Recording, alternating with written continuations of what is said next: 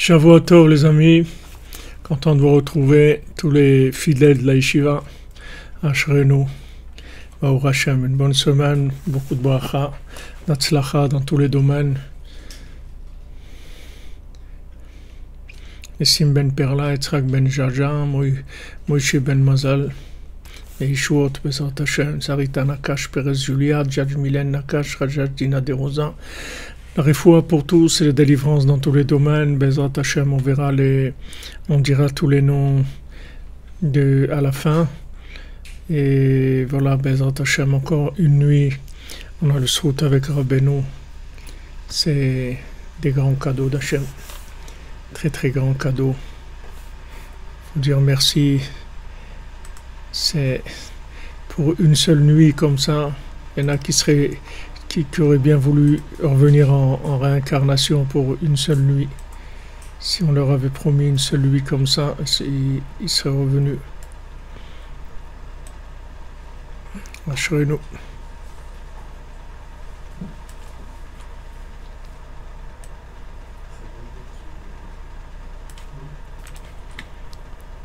Voilà, c'est bon, le son est bon, on avance vers Hashem.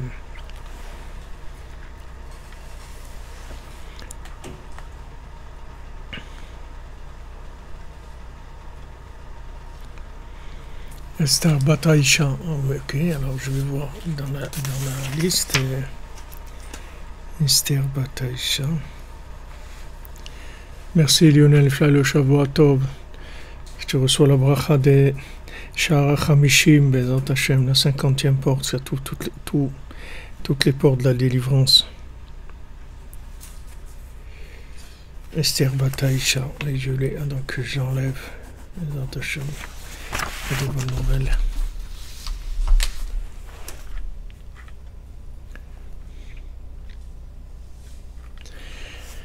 C'est pas évident quand vous dites de trouver Rabbeinu, et c'est pas évident de rester aussi qu'avec Rabbeinu. C'est tout des matanot, c'est des cadeaux d'Hachem chaque jour. Rabbi Nathan nous dit chaque jour qu'on est avec le tzaddik, c'est une matana. C'est un cadeau d'Hachem chaque jour. À plus forte raison quand on se lève à Chatzot, et comme on a vu jeudi soir que Mamash David Amelech il a dit Chatzot Laïla, parce que c'est Mashiach. C'est pour ça, être dans Chatzot, c'est être dans la Géoula déjà. Alors on continue dans nos explications sur le troisième conte. Vayalo benechal shelo haya yechol lelech, vayu achav notnim lo sipuk. Donc il avait un fils, ce sadique-là, il avait un fils qui ne pouvait pas marcher, et ses frères ils lui donnaient de quoi vivre. Achiger Baal Hamum Aya Behemet Baal Madrega Gavoa Beyoter. Parce que Behemet, cet infirme-là, qui ne pouvait pas marcher, en fait c'était quelqu'un qui avait un niveau très élevé. Vegam Betikone Zohar Matzanu Maase Nora Mechiger Shele Ilucho Nizkak les Kebaïm. C'est écrit aussi dans Tikkun Zohar, dans le Tikkun 69, dans le Tikkun Zohar. Il rapporte aussi une histoire d'un maasé, d'un infirme qui avait besoin de béquilles pour marcher. Aïtalo neshama gavoa beyoter, mais neshamot hanisgavot hamechunot baale kabin. C'est-à-dire, il avait, le Zohar, il dit que cet infirme-là, il faisait partie des âmes les plus élevées, des âmes très élevées, qui s'appellent les âmes qui ont des béquilles. C'est une définition de ces âmes qui sont très élevées. Ayaze be'erev Shabbat Kodesh, c'était la veille de Shabbat. Pagash Achiger Beshnaim Chachamei Hador Shayu Bekim Benigle ou Benistar. Alors cet infirme-là qui est rapporté dans le Tikkun Zohar, il a rencontré deux tzadikim qui étaient des gens qui étaient très érudits dans la Torah, qui connaissaient toute la Torah niglée, c'est-à-dire toute la Torah au niveau des explications simples, et aussi dans les secrets de la Torah. Vem chashvu le chiger pashut balmum. Eux, ils ont cru que c'était un infirme comme ça, qui avait des béquilles. Ou les achar meken itlabesh belvush sheir kashemesh. Après, il a mis un vêtement, que son vêtement il éclairait comme le soleil. וטס עמם למערש ושם היו 300 תלמידים שחזרו על התיבות הבל הבאים פעמים רבות. Et il a volé avec eux, il les a pris, il les a fait envoler avec lui, il les a pris, il les a fait voler, et il les a amenés dans une grotte, que dans cette grotte-là, il y avait 300 élèves dans cette grotte qui répétaient les mots Hevel Havalim, que Hevel Havalim, que de la buée de buée, la fumée de fumée. Pa'amim rapporte, il répétait ça beaucoup de fois. V'achachamim shenitlavu imo lo hevinu klal biur hadvarim. Maintenant, ces deux tzadikim qui ont accompagné celui qui avait les béquilles, ils ont pas compris du tout qu'est-ce que c'était cette situation, et pourquoi ils répétaient ces 300 élèves, ils faisaient que répéter ça, Hevel Havalim, tout fumée de fumée. V'amar lahem vechiatem chachmei hador. Alors, celui qui avait les béquilles, il les a regardés, il leur a dit, vous êtes considérés comme des sages de la génération. Enechem ela tipshei hador. Vous êtes que des idiots de la génération. Ve'az gila lahem sodot haTorah. Il leur a révélé des secrets de la Torah. Aïn Sham, si tu veux voir toute l'histoire, va voir c'est dans le Tikkun Zohar, le Tikkun 69. Haïnou sheleitim yechol liyot mi shenira ba'al mum chiger vekitea ameorer rachamim ou behemet ou tzadik shebador. Des fois, il peut y avoir des personnes qui sont handicapées, qui ont l'air d'être des gens qui sont boiteux, ou qui sont même unijambistes des fois, et qui font pitié, c'est-à-dire que les gens ils les voient comme des gens qui font de la peine. Ou behemet ou tzadik shebador. Et behemet, c'est le tzadik qui est dans la génération. Alors on voit dans notre compte à nous, d'abord cette histoire-là qui rapporte Tikkun Zohar, c'est des choses c'est des pélés déjà, c'est des choses qui sont vraiment impressionnantes. Mais ce qui rapporte Rabbeinu dans le conte, on voit qu'en fait il pouvait pas marcher, il pouvait pas se tenir debout. Et en fait c'était le Tzadik Hador, c'est le Tzadik Hador. Et comme Rabbeinu rapporte dans plusieurs endroits, dans les Sippurei Maasiyot, que en fait tous les 7 mendiants, on voit que les 7 mendiants c'est tous des gens qui ont l'apparence d'handicapés. Il y a l'aveugle, il y a le muet, il y a le sourd-muet, il y a le bossu, il y a celui qui a pas de main, et le dernier, qui est le plus grand de tous les Bethléens, c'est celui qui a pas de jambes en fait. C'est-à-dire que celui qui a pas de jambes, que Rabbeinu il a pas raconté, il a fait juste allusion au début du conte sur ce dernier mendiant. En fait, c'est le mendiant le plus élevé. Et dans son apparence, il va se présenter, il va avoir l'apparence du contraire de ce qu'il est. Parce que en fait, il est tellement parfait qu'il a une apparence dans ce monde du contraire. Alors pour comprendre ça, c'est pas difficile à comprendre. C'est-à-dire que ce monde-là, il a deux aspects. Il a deux réchit, c'est-à-dire bet réchit. Il a deux aspects. Il a l'aspect matériel et il a l'aspect spirituel. Il a l'aspect de la connexion avec l'autre monde. Il a l'aspect de ce monde-là. Maintenant, si on voit le spirituel dans ce monde matériel, alors plus le spirituel il va être élevé, et plus il va être parfait, et plus il va avoir l'apparence de quelque chose qui est un problème. Puisque dans ce monde-là, si on le regarde du côté de la matière, alors la perfection, c'est la perfection de la matière. Maintenant, si maintenant on va de côté de la perfection spirituelle, ça va donner automatiquement une apparence d'handicap dans la matière. Donc c'est pour ça qu'il nous dit ici que souvent on va avoir affaire à des gens qui ont des difficultés à fonctionner dans ce monde. Maintenant ici on voit qu'il avait pas que ses jambes ne marchaient pas du tout, qu'il avait un problème pour se déplacer, il arrivait juste à tenir debout, et après quand il s'est fait attaquer par les voleurs et tout, même ça, il n'arrivait pas à tenir debout, il rampait. Mais en fin de compte, il est arrivé à ce rubis-là, qui l'a emmené à des niveaux incroyables, parce que lui-même, c'était Béhémet, un sadique. C'est ce personnage-là, c'est-à-dire cet infirme-là, c'était un sadique, comme on le voit dans l'histoire du Tikkun Zohar. C'est-à-dire, il leur a dit, vous êtes considérés comme des sages de la génération. Il dit, mais vous n'êtes pas des sages de la génération du tout, vous êtes les idiots de la génération. Et ça, c'est des paroles qu'on connaît de Rabbeinu par rapport à beaucoup de gens qui étaient considérés comme des tzadikim dans sa génération, que Rabbeinu il a remis en place. Et ça a beaucoup dérangé d'ailleurs, beaucoup de tzadikim, c'est remis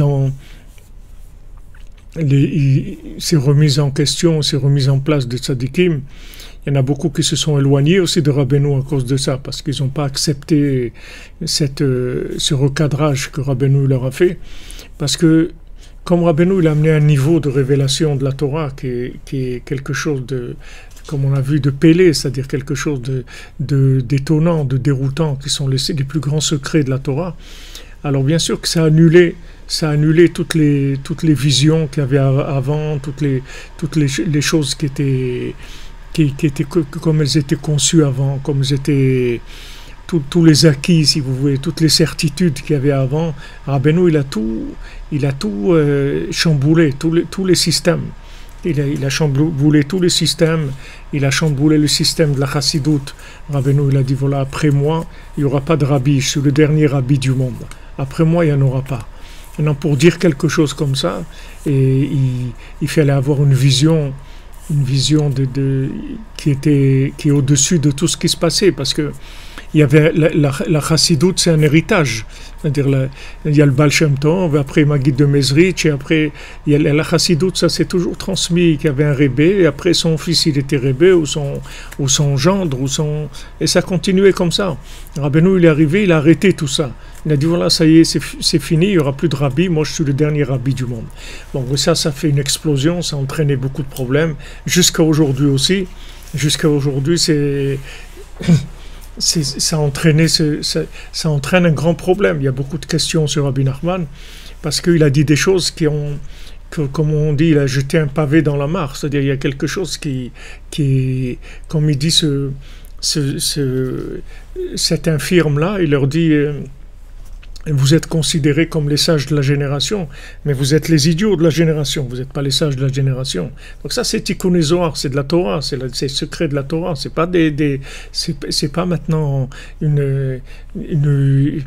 un sketch télévisé où les gens ils se moquent. C'est ici des grands secrets de la Torah. Il les a amenés dans un endroit où il y avait 300 élèves, et ces élèves ils répétaient sans arrêt Hevel Havalim, que c'est ce qu'il dit Shlomo Ameler, que tout ce monde c'est de la buée de buée. C'est même pas de la buée, c'est de la buée de la buée. C'est-à-dire que mamash, rien du tout. Et il répétait, ces 300 élèves, ils faisaient que répéter ça. Et ils ont rien compris. D'abord il les a pris, ils sont volés avec lui, comme lui quand il a pris le diamant, il s'est envolé, il se retrouvait à l'endroit où le soleil et la lune ils se rencontrent. Donc il est arrivé à un endroit très élevé, mais il a commencé le tikkun du soleil et de la lune, il a fait le tikkun de celui qui a volé, il lui a fait rendre tout ce qu'il avait volé. Et maintenant, si vous voulez, l'histoire, c'est l'histoire de la Géoula, puisqu'après il arrive à l'endroit où il y a les démons, et il donne toute la méthode, comment les démons ils vont disparaître par le fait qu'on va arroser l'arbre, etc.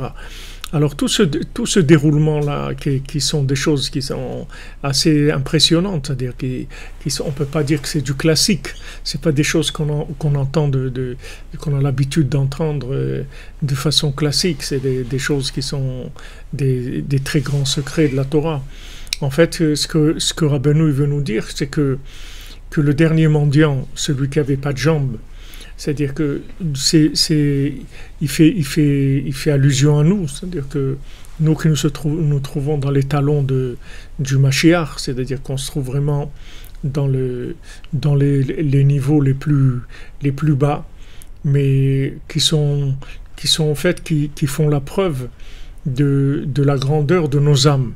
C'est-à-dire que si on n'avait pas des âmes tellement grandes, alors on ne pourrait pas vivre dans la génération où on vit. Comment vous voulez, dans cette génération, être capable de se lever à Khatzot, être capable de rentrer dans la cordonnerie, être capable de faire Hitbodedut,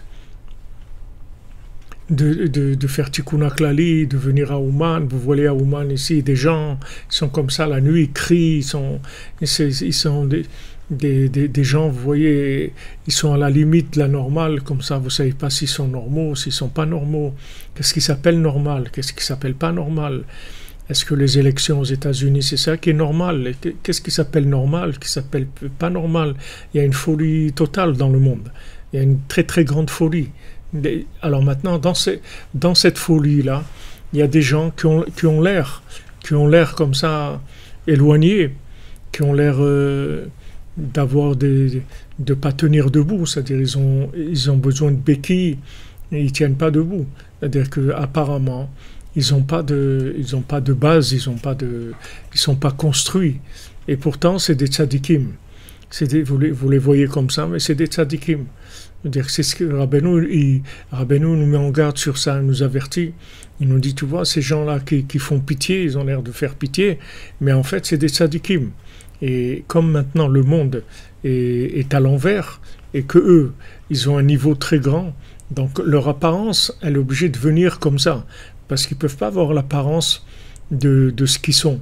Parce que s'ils avaient l'apparence de ce qu'ils sont, c'est-à-dire comme il dit ici qu'il a mis un vêtement de lumière du soleil, c'est sûr que s'ils avaient des vêtements qui correspondaient à ce qu'ils sont, le monde il serait complètement chamboulé de ça. C'est-à-dire qu'il n'y aurait pas de libre arbitre, ça changerait tout.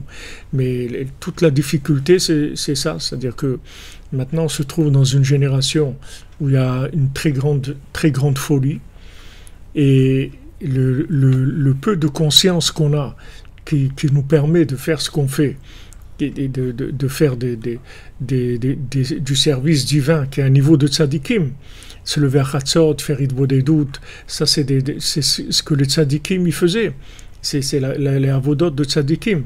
Donc vous voyez que les gens, ils arrivent à faire des choses qui sont des services divins du niveau de tzadikim, du niveau très élevé.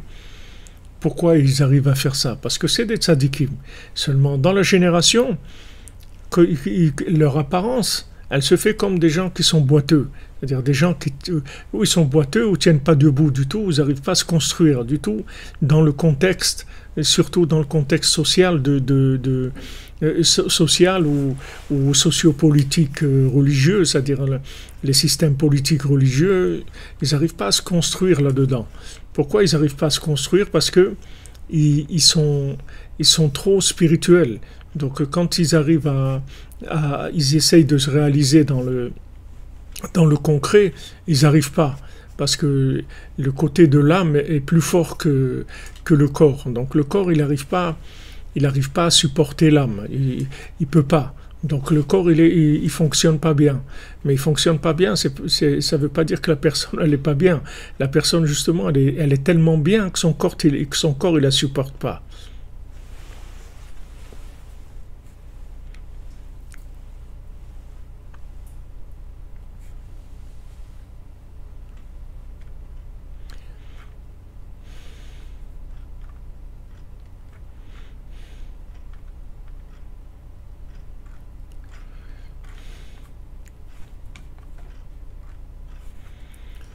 Alors, bien sûr que il y a un problème d'adaptation qui est très difficile parce que en même temps il faut fonctionner dans une société et en même temps avec une conscience qui est pas acceptée par la société. C'est-à-dire que c'est pas possible de vivre avec cette conscience-là. C'est-à-dire d'échanger à ce niveau-là. Alors il y a les gens qui sont initiés, les gens de l'intérieur, les gens de la yeshiva avec qui vous pouvez parler de façon plus ou moins ouverte de votre conscience et de ce que vous ressentez. Et le reste du monde, on est obligé de prendre la brossade, on peut pas faire autrement. Parce que c'est quelque chose qui est... C'est la fin, si vous voulez, du monde. La preuve de ça, c'est que des tzadikim qui tiennent debout, il n'y en a pas. C'est-à-dire les tzadikim qui tiennent debout, des tzadikim avec les pieds, il n'y en a pas dans notre génération. Il n'y a pas des tzadikim avec des pieds. Ça fait déjà quelques dizaines d'années qu'il n'y en a pas. C'est-à-dire des vrais tzadikim qui sont en même temps des tzadikim, mais qui ont des pieds, c'est-à-dire qui sont socialement, qui se manifestent socialement comme des tzadikim, il y en a plus. Donc aujourd'hui, vous avez, comme on a vu dans le conte, vous avez des tzadikim fous. C'est-à-dire que pourquoi ils sont fous? Parce qu'ils tiennent pas debout. C'est-à-dire qu'ils ont pas les jambes. Alors quand on les voit, on a l'impression qu'ils sont fous parce qu'ils tiennent pas debout. Mais Béhémet, les Amito, ils sont pas fous du tout. Ils sont fous par rapport au système comme il est. Alors ils ont l'air d'être fous, mais ils sont pas fous du tout. Vous demandez, Madame Benasseraf, c'est des choses qu'on ne peut pas parler de... Moi, je vous donne les principes que Rabbeinu il a dit. Après, des questions, vous pouvez demander celui-là et l'autre et l'autre et l'autre. Rabbeinu il a dit, le dernier rabbi du monde, c'est Rabbi Nachman de Breslev, c'est tout. Après, vous pourrez dire celui-là et l'autre et l'autre. Et on ne rentre pas dans ces choses-là. Si Rabbeinu il a dit, ça veut dire que c'est comme ça, c'est tout. Maintenant, il y a des tzadikim qui ont fait beaucoup pour l'homme Israël et qui font encore. Il y a beaucoup de gens qui aident beaucoup l'homme Israël et qui font beaucoup de choses. Mais ce qui s'appelle un rabbi comme dans le concept de la Torah, ça s'est arrêté à Rabbeinu, c'est le dernier rabbi qui conduira le monde jusqu'à la Géoula. Maintenant, tout ce qui est après, c'est des gens qui vont travailler pour l'homme Israël aussi. Tout le monde va travailler et tout le monde va rentrer dans tous ceux qui sont là, qui veulent aider, qui vont aider les gens à faire Shabbat, à manger kasher, à apprendre la Torah, tout. Il va y avoir beaucoup de gens qui vont travailler. C'est pas qu'il va y avoir personne qui va travailler, mais la notion de Rabbi, c'est-à-dire la notion de Moshe Rabbeinu, qui alimente le monde, qui alimente les âmes, ça s'est terminé avec Rabbeinu. Maintenant, je ne peux pas rentrer en détail dans des considérations par rapport à celui-là et l'autre, parce que on ne peut pas parler de ces choses-là, c'est des choses, il faut faire très attention. Mais moi, je vous dis ce que Rabbeinu il dit. Maintenant, nous, on a confiance que Rabbeinu, ce qu'il dit, c'est ça, le Emet Le'amito. Après, maintenant, il y a des questions dans la réalité, on voit des choses et tout. On rentre pas dans ces questions parce qu'il n'y a pas de réponse. On ne peut pas répondre. Pour répondre à ça, il faut être au niveau de voir ces choses-là. Nous, on n'a pas le niveau de la chose. On a la émouna, c'est tout. Le niveau de comprendre, on ne l'a pas. On ne sait pas ce que ça veut dire un rabbi. Si on savait ce que c'est un rabbi, comme on sait ce que c'est un verre ou une bouteille, alors on peut dire, voilà, ça c'est un verre, ça c'est pas un verre. Mais on ne sait pas ce que ça veut dire. C'est juste par émouna, c'est tout. Parce que Rabbeinu, il a dit ça, c'est tout.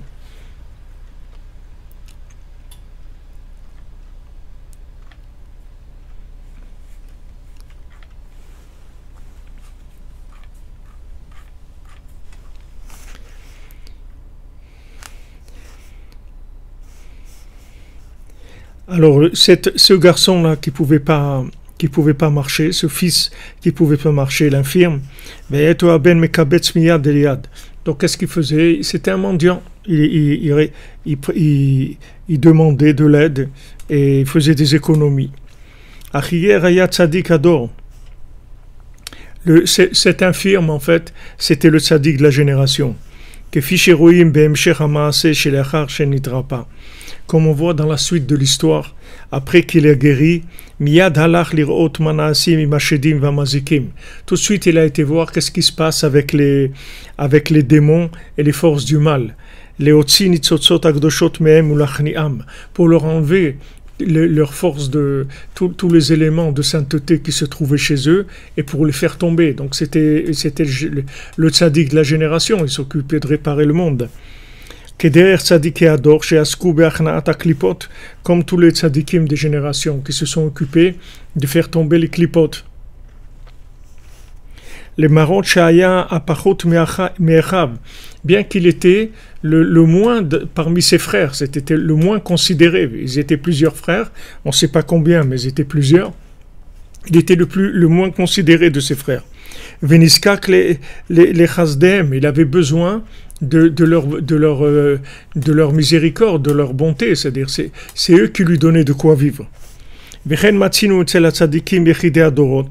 Et on a trouvé ça dans plusieurs tzadikim qui étaient uniques dans les générations, et particulièrement les tzadikim que la Torah passe par eux. Au début, il leur est arrivé ce qui leur est arrivé. Et après, ils ont éclairé le monde. Comme on a vu Rabbi Shimon Bar Yochai, shene'elatz listater b'ma'ara b'shloshes shana. Il a dû rester caché dans une grotte pendant 13 ans avec Rabbi Lazar, son fils. Et il ne vivait qu'avec le caroubier.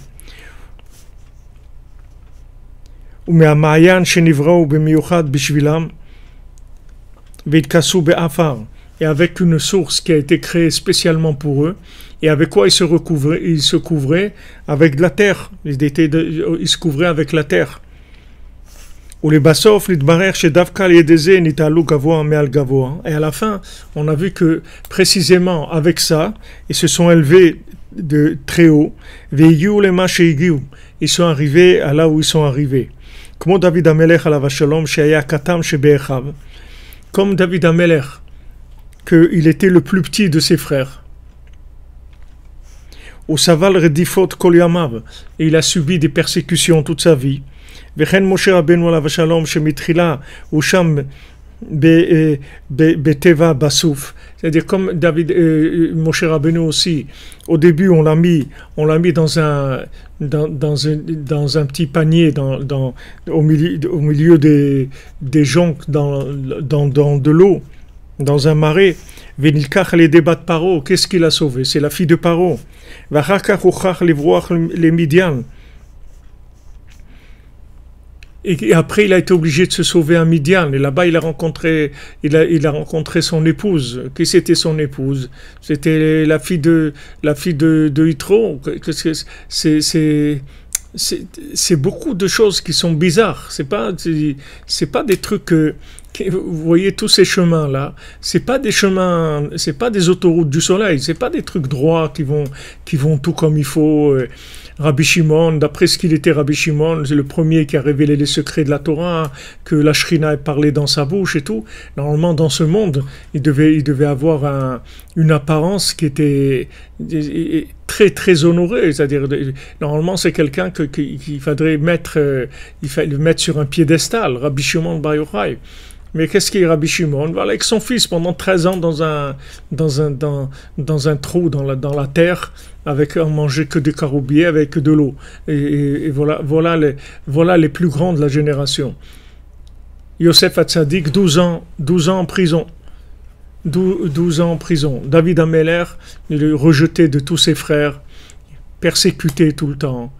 Et bien sûr, quand on arrive à Rabbeinu, Rabbi Nathan, persécuté, toute cette vérité, pourquoi elle passe par des chemins comme ça?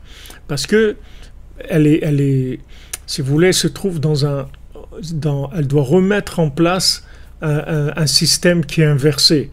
Donc, pour remettre en place un système qui est inversé, c'est impossible de venir avec un niveau d'apparence qui soit socialement accepté par tout le monde.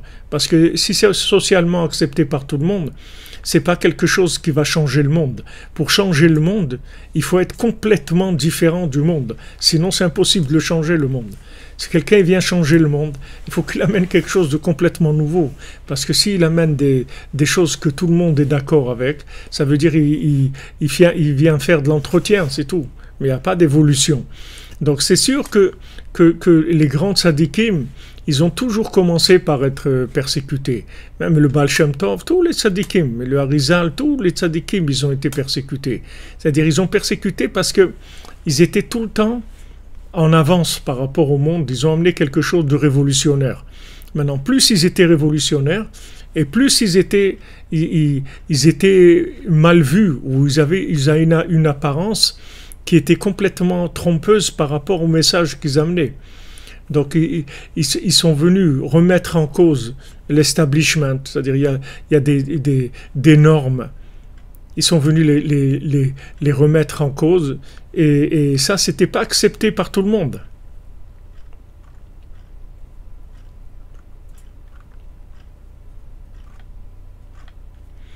C'est-à-dire que, où maintenant vous acceptez l'appel de votre âme, et sachez que ça va vous coûter, parce que on va vous prendre pour quelqu'un de dingue, on va vous embêter, et on va vous faire des problèmes. Ou bien vous rentrez dans la norme, et à ce moment-là, vous devenez normal. Mais c'est-à-dire la norme, elle va complètement vous déconnecter. Donc là, si vous voulez, la prouesse, c'est d'arriver à faire les deux. C'est-à-dire d'arriver pour nous. Nous, on n'est pas les tzadikim de la génération, comme on n'a pas le message, de Rabbi Nachman ou de Moshe Rabbeinu. Nous, on continue ce qui a déjà été mis en place. Rabbi Nachman, il a mis en place. Et nous, on continue ce que lui, il a mis en place. Donc maintenant, on n'a pas, si vous voulez, ce niveau de tout chambouler, comme il a fait Rabbeinu avec Rabbi Nathan, etc. Mais malgré tout, à notre niveau, il y a cette chose-là. C'est-à-dire que chacune à son niveau, il va vivre un décalage. Seulement, on peut plus ou moins se cacher. Ça dépend des périodes de la vie. Dans les périodes de pointe, c'est-à-dire qu'on va monter dans des moments de révélation très très forts du message qu'on est venu amener, alors à ce moment-là, il va y avoir des attaques très fortes. Et quand ça, on va être plus dans le côté où on va être plus caché, plus fonctionner plus ou moins normalement, on va nous laisser tranquilles. Mais Rabbeinu, une fois, il a demandé à ses élèves, des élèves qui étaient venus d'une autre ville, ils sont venus lui rendre visite. Alors Rabbeinu lui a dit, alors comment ça va là-bas, et dans la ville, etc. Alors ils ont dit tranquille, ça va, on est bien, il n'y a personne qui nous embête et tout. Alors Rabbeinu dit, si on vous embête pas, ça veut dire ce que vous faites, ça embête pas le Yetzer Hara. Parce que si maintenant ce que vous faites, ça embête le Yetzer Hara, alors il y a des gens qui vont vous embêter automatiquement.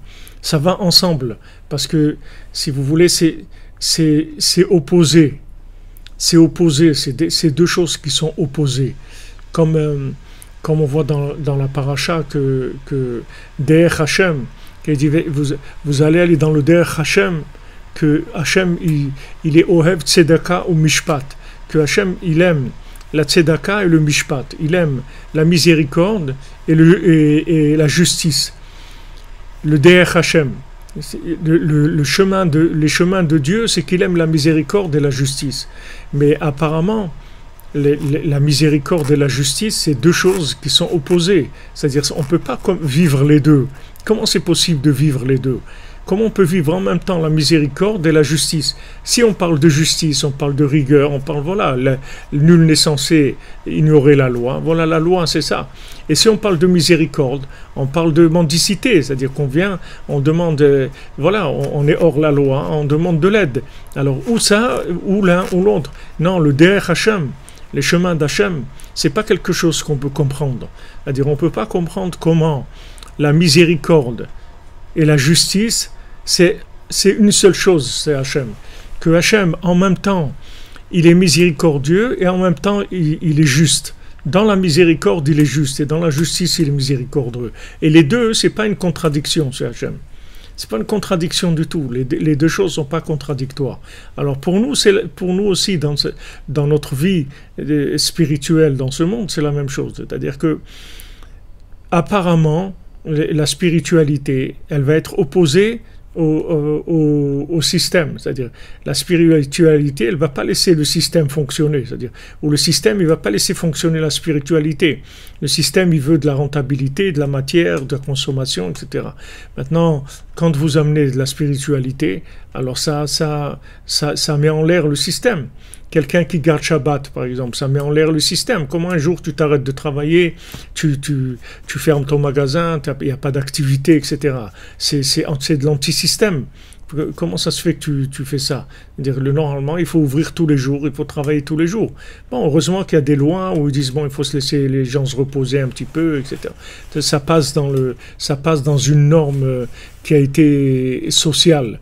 Mais la vraie norme du Shabbat, c'est pas social, c'est révolutionnaire, le Shabbat. De s'arrêter, c'est quelque chose de révolutionnaire. Normalement, comment quelqu'un il fait Shabbat?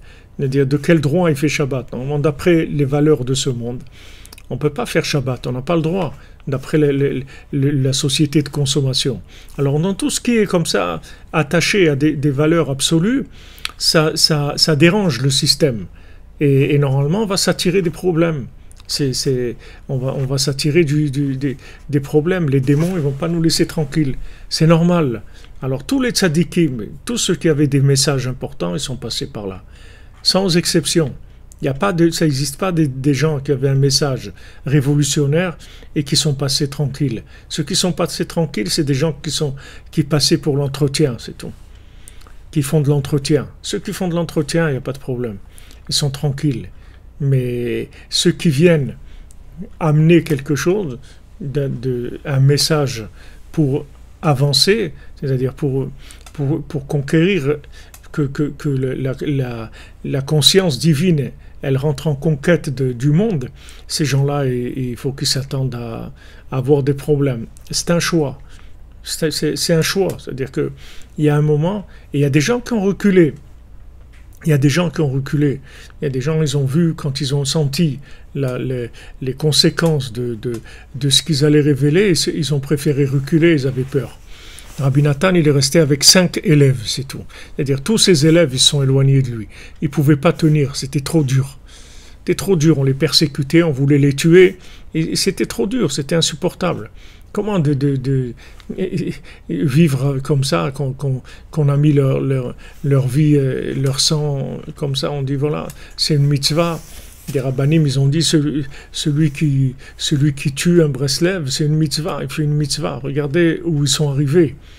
Ils sont arrivés. Pourquoi? Parce que plus le message est révolutionnaire, et plus il va entraîner l'effet contraire dans le social. C'est normal. C'est normal. Alors, c'est pour ça qu'il n'a pas de pied.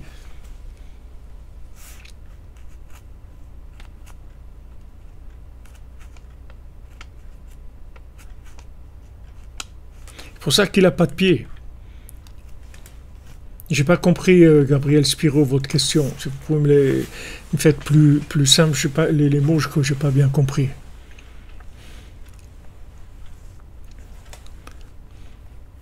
C'est-à-dire, il n'y a pas de pied. C'est normal qu'il n'y a pas de pied, parce que les pieds, c'est le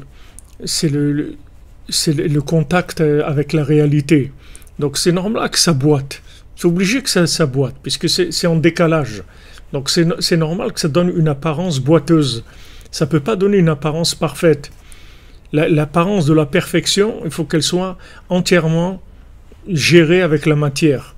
Et ça, c'est valable quand c'est de la spiritualité d'entretien. Mais quand c'est de la spiritualité révolutionnaire, ça ne peut pas. C'est obligé que ça entraîne un problème. C'est que avec les pieds le problème. Parce que les idées, vous pouvez, pas de problème, vous pouvez annoncer des idées, tout ce que vous voulez. Du moment où ça fait pas ça révolutionne pas le mode de vie, il n'y a pas de problème. Des idées, vous pouvez amener ce que vous voulez. Les gens ne vont pas vous en vouloir pour des idées. Mais si maintenant, ça change le comportement, alors là, c'est autre chose. Là, vous passez déjà dans autre chose. C'est-à-dire là, en fait, vous déclarez la guerre au système. Vous déclarez la guerre au système. Et le système, c'est le système des démons. Il ne se laisse pas démonter si facilement que ça.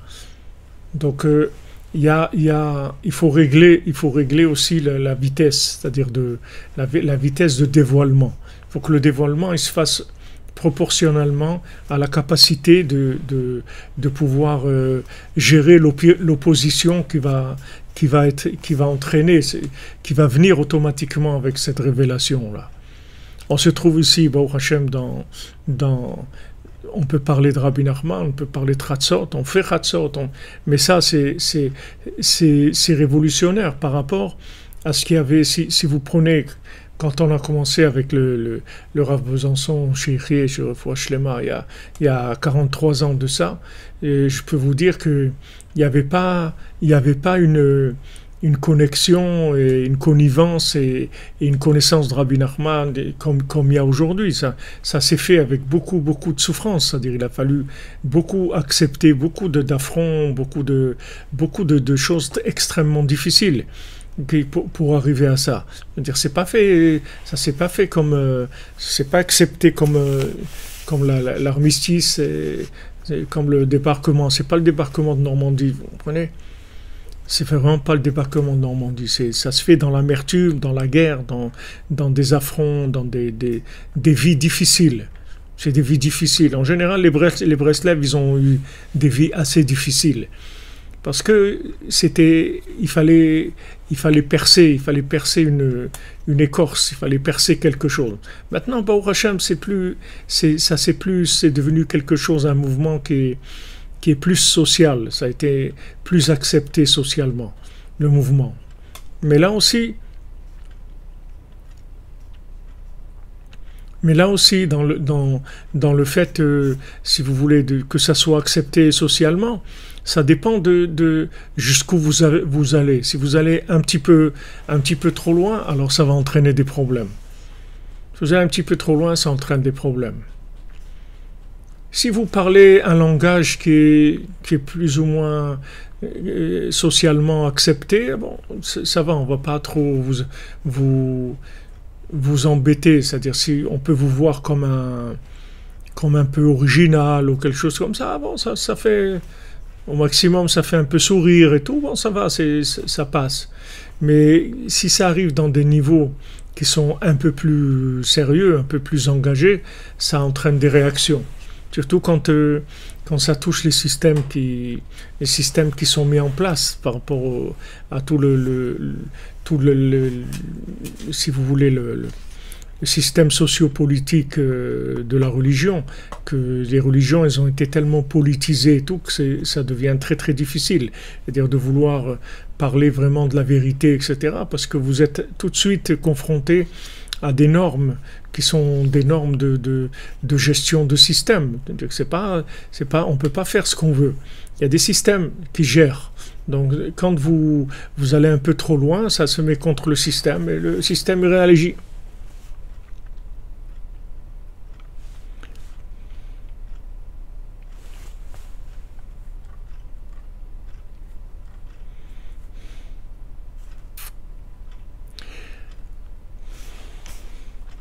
Oui, il faut être Ben Adam Amiti, bien sûr, mais les Yod Ben Adam Amiti, c'est les lois prises par la venue du virus, on peut dire qu'elles nous freinent ou elles nous aident à avancer. Bon, non, M. Spiro, c'est sûr qu'elles nous aident.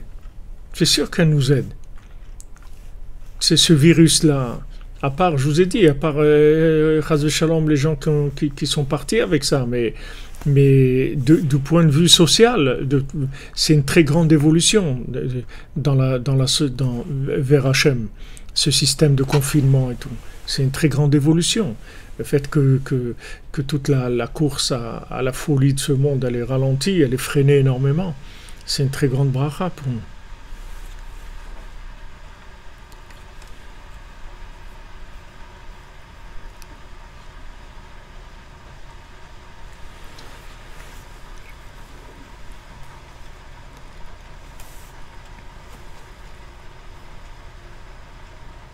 Alors, ça aussi, si vous voulez, on avance.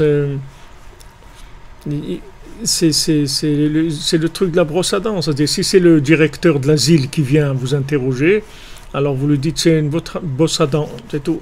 Et si c'est pas le directeur de l'asile, que vous voulez parler un petit peu de Médor, alors vous pouvez glisser quelques mots. Ça dépend, il faut que il faut voyez la force aussi que vous avez de tenir dans l'opposition.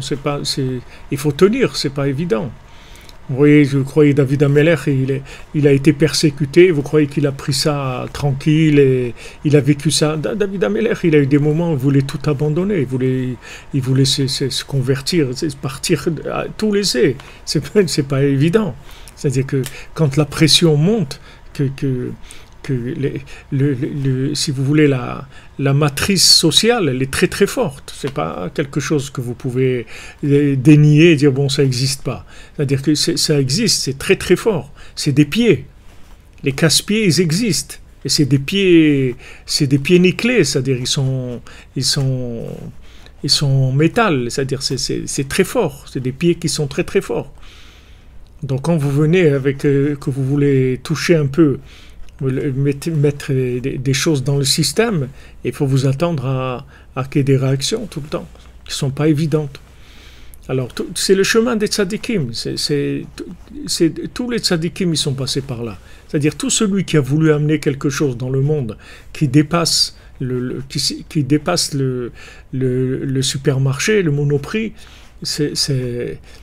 il faut s'attendre à des problèmes, c'est normal.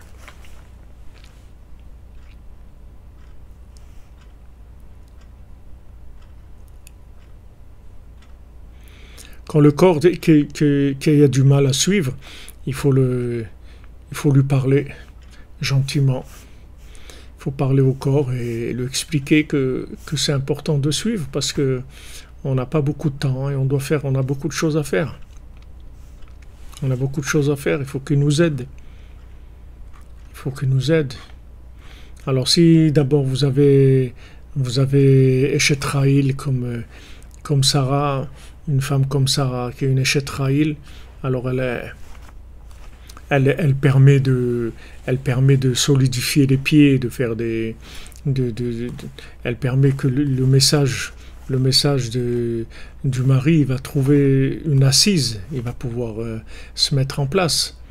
Combien de louanges fait le Zohar sur Sarah, la grandeur de Sarah, la grandeur de Eshet Rahil. C'est-à-dire, on a vu que Rahil, on a vu que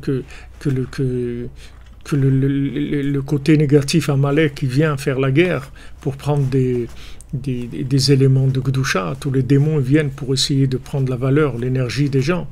Et la Eshet Rahil, la femme, elle vient, la femme vertueuse, elle vient et elle crée la protection, c'est-à-dire elle laisse pas les démons casser les pieds à son mari, c'est-à-dire elle protège les pieds de son mari.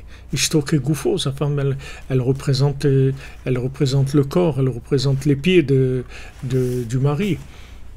Elle est indispensable. C'est pour ça que vous voyez toutes les difficultés qu'il y a aujourd'hui à se marier et à rester marié. Et c'est très très difficile. Combien de gens qui ont 40, 50 et ils sont pas mariés, ils n'arrivent pas à se marier. Pourtant ils veulent se marier, c'est pas qu'ils veulent pas, mais ils n'arrivent pas parce que le Amalek il attaque sur ça. Une fois il avait dit mon cher ami Chaim le Rav Dinovitch, il avait dit ça, il a dit que le Shalom Bayit et le mariage c'est la Shoah de notre époque. Les gens, quand vous parlez de la Shoah, ils sont très impressionnés parce que c'est terrible et tout. Mais que les gens, ils n'arrivent pas à se marier ou qu'ils n'arrivent pas à rester mariés, c'est quelque chose d'extrêmement grave. Ça fait beaucoup de peine. Ça fait beaucoup de peine. Et en fait, c'est le résultat des attaques des forces négatives, c'est tout. Parce qu'ils savent qu'avec la grandeur des âmes qu'il y a aujourd'hui, tout leur problème, c'est les pieds. Tout le problème des âmes d'aujourd'hui, c'est les pieds, c'est pas la tête. La tête, il y en a 1000 fois trop. Le problème, c'est les pieds. C'est ça qui nous manque. Et alors, tout ce qui touche les pieds, ils viennent, et il y a les casse-pieds qui arrivent, et voilà, ils cassent les pieds aux gens.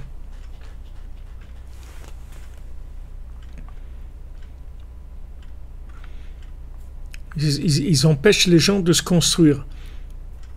Pour ça qu'un foyer, un foyer équilibré avec un travail, une parnassa normale, des trucs, c'est un très grand niveau aujourd'hui, parce que ça permet d'installer le spirituel, de tenir. Aujourd'hui, il faut tenir, c'est pas avancer, parce que avancer, on est propulsé à des vitesses énormes. On doit juste tenir, c'est tout. Et pour tenir, il faut mettre tout ce qui est considéré comme base, comme assise, que ce soit le mariage, la maison, le shalom bayit, la parnassa, toutes ces choses-là, il faut faire très attention, parce que c'est ça qui fait le kiyum, c'est ça les pieds en fait. Et les gens tous les gens qui boitent, qui sont infirmes et tout, ben c'est ça, c'est les gens qui n'arrivent pas à avoir un foyer qui marche. Soit maintenant ils ne sont pas mariés du tout, ou quand ils sont mariés c'est des disputes, où il y a des problèmes, ou des divergences dans les chemins, etc. Ça c'est l'infirmité, c'est le problème d'infirmité, qu'il n'y a pas de pied. C'est le problème dans lequel on est aujourd'hui. On est dans le problème que les problèmes des pieds. Le problème de la tête, de l'inspiration, de la lumière, il y en a à revendre. C'est pas ça le problème. Le problème, c'est que les pieds, ils tiennent pas. C'est-à-dire que dès que les gens, ils veulent construire et s'engager, c'est très difficile. Très, très difficile. Il y a des attaques de tous les côtés.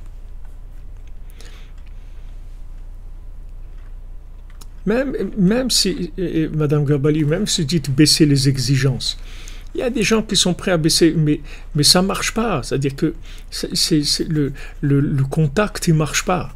Il y a un problème de contact. Il y a un problème de contact. C'est-à-dire que Amalek, il vient, il coupe, il laisse pas le contact. Il ne laisse pas se faire le contact. Même si des gens ils sont prêts, il y a des gens qui sont prêts qui baissent les exigences, qui disent ok, juste quelqu'un qui est d'accord sur les grandes lignes et puis on avance, c'est tout. Ils enlèvent beaucoup d'exigences, mais c'est pas que ça le problème, c'est que c'est quelque chose qui est attaqué très très fort, parce que si quelqu'un il a des pieds, il a tout.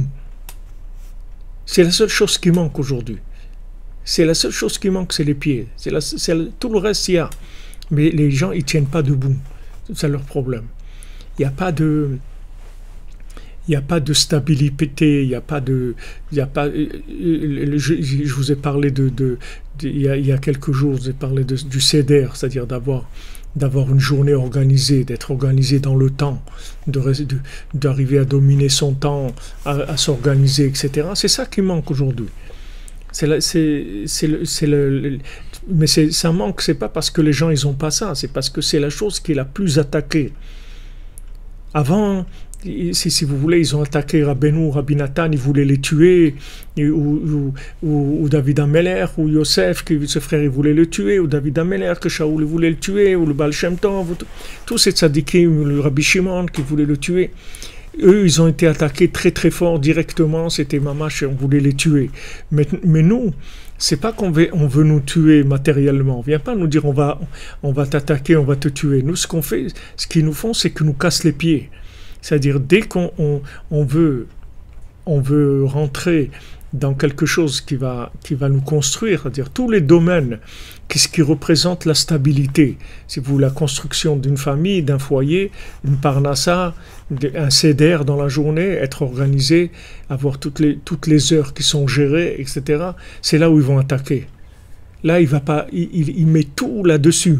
Mais c'est exactement comme quand David Ameler, il était persécuté, on voulait le tuer, c'est la même chose.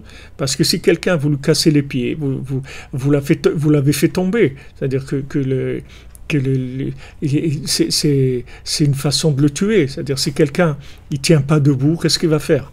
Tout ce qu'il fait, ça tombe. Il n'arrive pas, ça tient pas debout. Il n'arrive pas à construire. Il n'arrive pas, dès qu'il veut construire, ça tombe. Construire, ça tombe. C'est la même chose, mais seulement c'est plus discret, ça se voit moins, et c'est plus général aussi, ça attaque sur tout le monde en général, c'est pas qu'une personne ou deux. Ça attaque tout le monde. Aujourd'hui, le problème du mariage et du foyer et de l'éducation des enfants et de la parnassa et de l'intégration communautaire, ça attaque tout le monde. Il n'y a personne qui est à l'abri de ça. Tout le monde est attaqué. Parce que c'est la génération messianique. C'est-à-dire, toutes les âmes qu'il y a aujourd'hui, elles sont messianiques. Donc tout le monde est attaqué sur les bases. C'est pas sur la spiritualité. La spiritualité, elle est là. Elle est là et Baruch Hashem, avec les tzadikim qu'il y a eu, avec particulièrement Rabbeinu, il y en a à revendre de la spiritualité. Le problème, c'est les pieds. Il n'y a pas. C'est ça le problème. C'est vrai, il y a des organisations pour aider à trouver son conjoint, mais où on y va? Il y a des gens qui essayent. Il y a des gens qui essayent d'aider, mais le résultat, regardez les résultats. Combien de gens seuls? Combien de gens seuls? Combien de gens seuls, soit qui ne sont pas mariés, soit qui sont divorcés? Par milliers. Avant, c'était rare quelqu'un de divorcé. Il y a 60 ou 80 ans, quelqu'un de divorcé, c'était rare. C'était pas quand vous preniez des mariages, vous preniez un pourcentage de divorce. Je ne sais pas combien il y avait, peut-être 3% ou 5% de divorce. Mais aujourd'hui, c'est des pourcentages énormes. C'est affolant, la quantité de gens. Parce qu'il n'y a pas de pied, ça ne tient pas. Ça ne tient pas. Les gens, ils n'ont pas les pieds. Ils ne sont pas méchants. Tous les gens, ils sont très bien. Mais il n'y a pas de pied. Donc, dès qu'il y a un casse-pied qui vient, tac, il ramasse. N'importe quelle situation, elle vient, elle détruit. Elle détruit. Et des gens, ils essayent. Tac, ça se détruit. Des gens, ils essayent de rencontrer, de voir, ils voient, ça va presque marcher, ils s'entendent, ils disent, bon, on va peut-être se marier et tout, et après, tac, ça casse. Ils ne savent même pas pourquoi.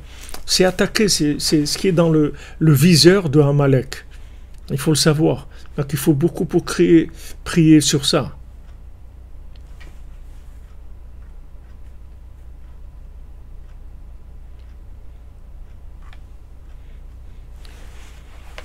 Il faut essayer, c'est sûr, il faut essayer, il faut prier. Il faut prier beaucoup sur ça. Il faut prier pour soi, il faut prier pour les autres, il faut que ça soit dans la prière tous les jours. Et il faut savoir où ça se trouve aussi. Parce que les gens, ils pensent que ce qu'il y a besoin aujourd'hui, c'est de la mystique. C'est pas la mystique qu'il nous faut, c'est des pieds qu'il faut. C'est-à-dire qu'il faut trouver de la stabilité. Il faut de l'engagement, de la stabilité. Tout ce qui est concret, c'est ça qui nous manque. C'est ça le problème de nos générations. Le problème de nos générations, c'est pas la lumière. La lumière, il y en a. De l'inspiration, bon, Hachem, il y en a. Mais le problème, c'est l'engagement. Les gens, ils ont des difficultés à s'engager, à pratiquer, à faire les choses. Donc, ils ont besoin des repères très très lourds, des bases qui soient très très lourdes pour les tenir, tenir les pieds par terre. Il faut des sabots qui soient très très lourds pour que les pieds restent par terre. Donc, tout ce que vous allez voir, que tout ce qui touche le domaine de la stabilité, ça va être attaqué. Tout ce qui est dans ce domaine-là, ça va être attaqué par les clipotes. Amalek, il attaque sans arrêt, sans arrêt, sans arrêt. Vous voyez, comme lui ici, déjà il a un problème, il est infirme, après il ne peut pas tenir debout, après il rampe, et il mange de l'herbe, et voilà, jusqu'à qu'il trouve le rubis. Quand il a trouvé le rubis, ça y est, il s'en est sorti. Mais avant d'arriver là, il avait 100 fois l'occasion de tout laisser tomber. Il a essayé, voilà, il a pris un secrétaire, un cocher, il a pris de l'argent, il a été faire du business, il voulait, et tac, il se fait tout voler, on l'abandonne, plus de cocher, plus de secrétaire, plus rien du tout le monde l'a abandonné, il est resté tout seul dans la forêt, tout seul, sans rien, avec du pain, le pain s'est terminé, voilà, et maintenant il a plus de force, il peut même pas tenir debout. Avant, il tenait debout, même s'il ne marchait pas. Maintenant, rien. Tout. Alors, vas-y, maintenant, il rampe, il mange de l'herbe. Et ça arrive à tout le monde. Ça, les contes, c'est la vie de chacune d'entre nous. C'est pas une fois, once upon a time, il y a eu quelque chose comme ça. C'est la vie qu'on passe tous par ces cycles-là. Et on ne peut pas faire autrement. On est obligé de passer par ces cycles-là. Maintenant, il faut savoir qu'on passe dans ces cycles, comment réagir. Comment réagir dans ces cycles, comment faire attention de garder de la, si vous voulez, de la continuité dans le vouloir. Ça aussi, si vous voulez, de recommencer chaque jour, d'essayer chaque jour. Ça aussi, c'est des pieds. Chaque jour, on revient, et on essaye, et on redemande, et on retruque, et sans arrêt, on recommence tous les jours, et on y croit, et on espère, et on pleure, et on demande à Hachem, et tous les jours, on recommence, avec la certitude qu'on va s'en sortir. Parce que Rabbeinu nous a promis qu'on va s'en sortir. Puisqu'il a dit, j'ai terminé, je vais terminer, j'ai gagné, je vais gagner avec chacune d'entre nous. Donc on a cette garantie.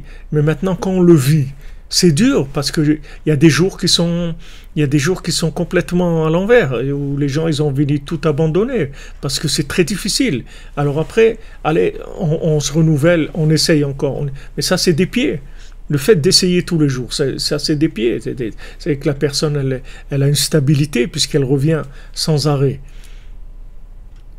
Alors les sadikim, ils nous avertissent, ils nous disent, regardez, le danger de nos générations, il se trouve dans tous les éléments qui représentent la stabilité. Donc les éléments qui représentent la stabilité, c'est la prière, puisque la prière, ça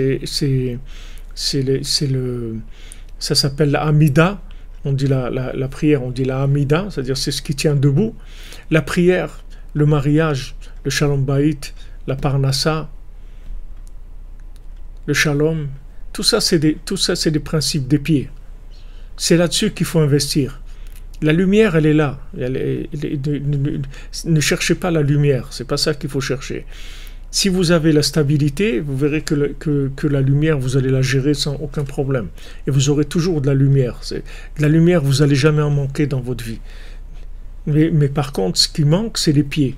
Alors des gens que Chas v'Shalom, ils ont tout lâché parce qu'on leur a cassé les pieds, ça, il y en a beaucoup. Et ils avaient de la lumière. Il n'y a personne qui a lâché parce qu'il n'avait pas de lumière. Vous verrez que tous les gens qui ont lâché, c'est parce qu'ils avaient des problèmes de rapport humain, des problèmes de parnassa, des problèmes de shalom, des problèmes de mariage. C'est ça où, entre parents et enfants et parents, c'est ça qui a fait lâcher aux gens. Mais c'est pas, les gens, ils ont jamais lâché parce qu'ils n'ont pas de lumière. Personne qui a dit, bon, moi j'ai lâché parce que bon, j'avais plus de, ça m'intéressait plus. Non, vous verrez que tous les gens, c'est toujours des histoires. Il y a toujours des histoires. Bezat Hashem. Bezat Hashem, vous allez vous marier. Bezat Hashem, Soud Rabbeinu. Rabbeinu va marier, c'est le grand marieur, Rabbeinu. Si vous voulez vous marier, vous priez tous les jours pour vous marier, et vous êtes avec Rabbeinu, la lumière du mariage, vous l'avez déjà. Vous recevez déjà un kit de pied déjà, même si ce n'est pas encore réalisé.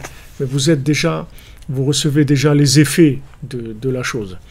Parce que vous êtes en direction de cette chose-là. Il faut vous orienter vers cette chose-là tout le temps, de demander à Hachem, et de demander à Hachem, de demander au tzaddik aussi qu'il intervienne, de faire tout ce qu'on peut pour y arriver, Bezat Hachem. Alors le cours on a fait pour la refoua shlema de Matityahu ben Dina, Véronique bat Dina, Moshe ben Esther, Israël ben Simcha, Tzivia bat Aisha, Isha bat Hasiba, Ruth bat Aisha, Ruth Mokoko, Yosef Shneor, Olori, Lucienne, Honepkin ben Thérèse, Daniel ben Chana, Mordechai ben Chana, Esther bat Tamara, Moshe ben Esther, Isaac ben Esther, Ari Roger Netanel ben Chana, Véronique Chana bat Nicole Luna, Chana bat Corinne, Jacques bat ben Esther, Alain ben Esther, Léa bat Simcha, Yosef ben Nathan, Ari Yaakov ben Rachel, Patricia Myriam bat Nicole Perla, Shmuel Yosef ben Patricia Myriam, Raphaël Fredj ben Patricia Myriam, Binyamin Chai ben Patricia Myriam, Gabriel Yahou ben Patricia Myriam, Aaron Michael ben Patricia Myriam, Eva Simcha bat Myriam, Elsa bat Nathalie, Noah Marie ben Elsa, Ilan Dan ben Elsa, Nicole Perla bat Alice Rachel, Annette Gnimach bat Nanaya, Véronique bat Nadia, Anna bat Myriam, Merama Duna Doli bat Miriam, Anthony Ararat ben Virginie Yanar, Nathan Israël ben Miriam, Dov Shmuel ben Sion, Patricia Sarah bat Léa Louise, William Vincent ben Sylvie Anita, William Lana, Rebecca bat Nicole Lisa, Yael Joël bat Rachel, Yosef ben Esther, Shlom ben Esther, Donna bat Zora, Mazal Tov bat Chana, Deborah Miriam bat Corinne Ayala, Abigail Mélanie bat Liora, Elisha ben Deborah Lucie, Myriam Chana bat Chava, Tamar bat Alice Aisha, Dominique Deborah bat Pilar, Emma Simra bat Rose, Myriam bat Émilie, Betzalel ben Rachel, Shalom Moshe Nachman ben Sultana Malka, Hector Chai ben Marie, Rachma bat Ruth, Léa bat Batsheva,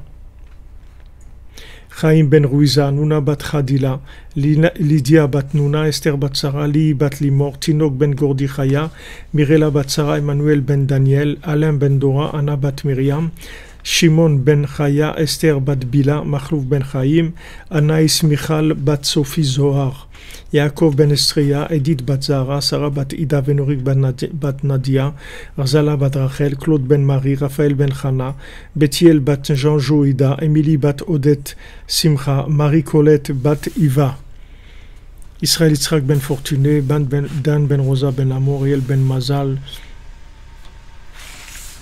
et Shlomo Dov ben Zala à Cohen, Eliaou Nathan ben Yocheved à Cohen, et pour l'élévation de l'âme de Maurice Moshe ben Rachim à Suzanne, Bénédicte Charles Kofi Black, Joseph Désiré ben Émilie, David Raphaël Feinchil, Joar Yvette bat Belara, Machlouf Chai ben Inet, Joël Yocheved bat Mazal Tov, Odette Maïna bat Yosef, Mesoda bat Simcha, Yaakov ben Chassiba, Chana bat Frecha, Shalom ben Rachel Azan, Yitzhak Fedida, David Shlomo ben Zaken Baruch, Dylan ben Elise, Nicole Julia Saada Mazal Batsari, Avram ben Yehuda, Daniel Aaron ben Juliette, Aaron ben Avraham, Joseph Désiré ben Emini, Shmuel ben Zahira, Maurice ben Suzanne, Irène bat Rachel, Guidon ben Joséphine, Carole Sultana, Ariane Myriam, Jean-Marc Yosef Camp ben Chana, Charles ben Marcel, Pidion Jouim, sorti de prison pour Batel bat Shimon Perez, Odel Tzoref bat Jonathan et deux autres jeunes filles qui sont avec elle, Nissim Chaim ben Esther, Jacques ben Chaim. Voilà les amis, Shavua Tov, on avance et sachez on se trouve en tout cas dans le pôle des délivrances. Donc il faut continuer, c'est tout, et persévérer. Et on prie tous les uns pour les autres que Bezrat Hashem, il y a la Rifoua, il y a les Ivougim, il y a la Parnassa, il y a une maison, un foyer, des enfants, des bons pieds, des pieds solides, Bezrat Hashem.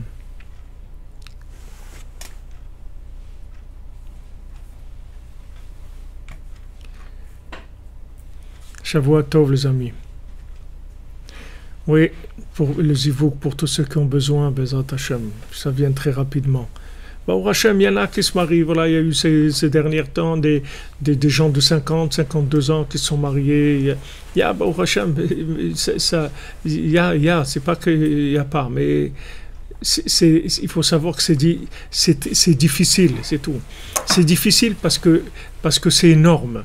Et le problème, c'est que nous on ne croit pas que c'est énorme.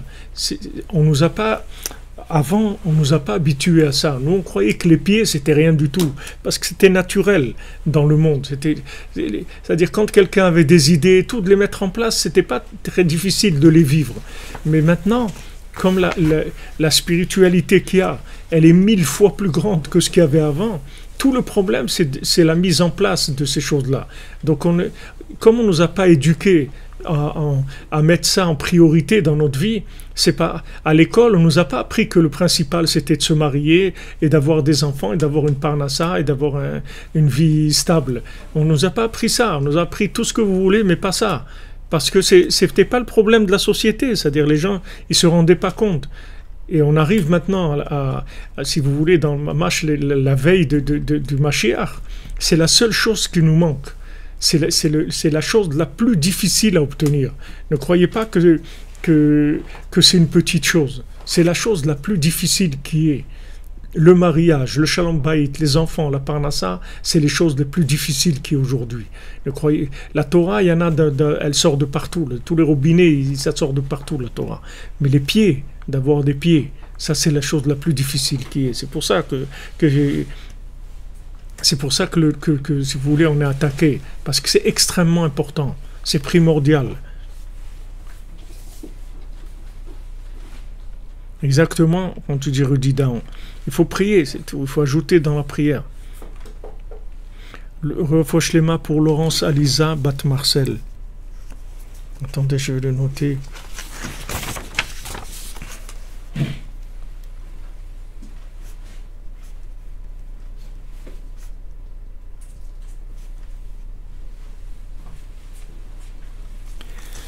Shavua Tov les amis, Eva Bat Liliane.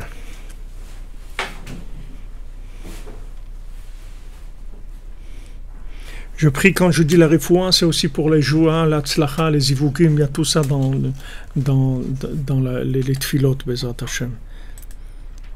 Alors on se retrouve tout à l'heure pour le cours à 14h, à 13h. Attendez. Oui, 13h heure de Jérusalem et d'Ouman, midi heure de Paris. Bonne journée, Shavua Tov, que des bonnes nouvelles pour tous et pour toutes, Bezrat Hashem. Tout dans la facilité.